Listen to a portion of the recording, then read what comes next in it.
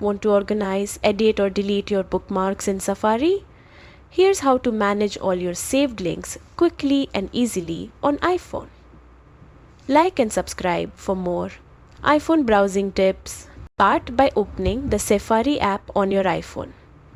Tap the book icon at the bottom of the screen. This opens your bookmarks, reading list and history. Now tap the Bookmarks tab. It looks like an open book. To edit a bookmark, tap Edit at the bottom right.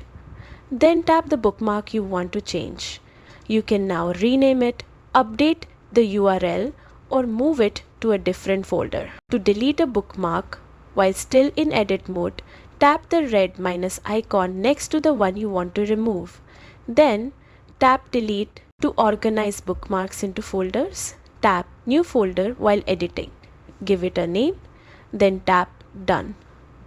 You can drag bookmarks into that folder by tapping Edit and selecting the right location. Everything you saved stays synced across your Apple devices if you're using iCloud for Safari.